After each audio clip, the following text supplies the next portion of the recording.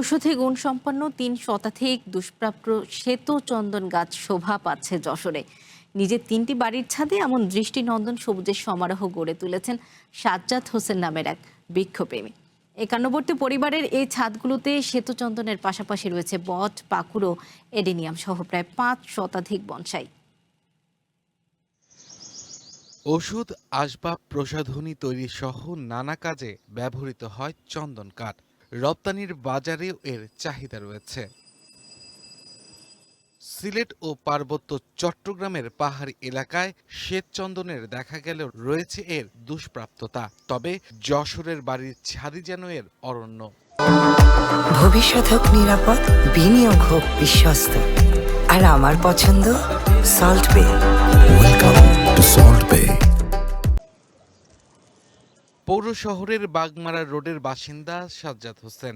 একান্নবর্তী পরিবারের ৩টি বাড়ির ছাদে ৫ শতাধিক বনসাই রয়েছে তার। সেখানে শোভা পাচ্ছে শ্বেতচন্দন, বট, পাকুড়, অ্যাডোনিয়া, তেঁতুল, অর্জুন, বাগান বিলাস সহ বিভিন্ন গাছ।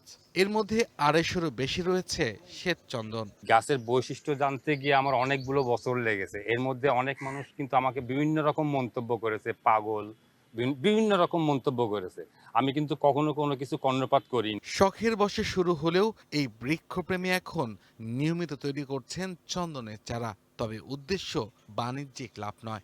ইতিমধ্যে ৩,০০০-এর বেশি চারা উৎপাদন করলেও এই দুষ্প্রাপ্য ও মূল্যবান ঔষধি গাছ তিনি ছড়িয়ে দিতে চান দেশের নানা প্রান্তে। বর্তমানে আমার কাছে ৩,০০০ চারা রয়েছে।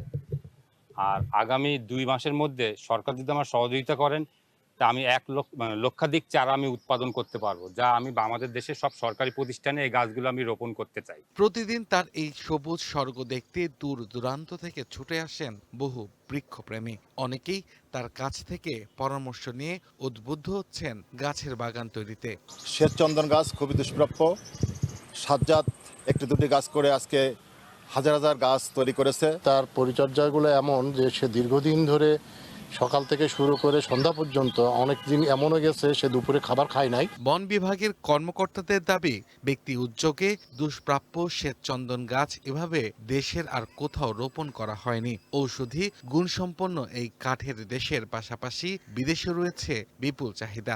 এই মূল্যবান গাছ ছড়িয়ে দিতে সরকারিভাবে নানা উদ্যোগের কথা জানালেন এই কর্মকর্তা। শ্বেতচন্দন একটা আসলে আমাদের বিলুপ্ত প্রায় প্রজাতি।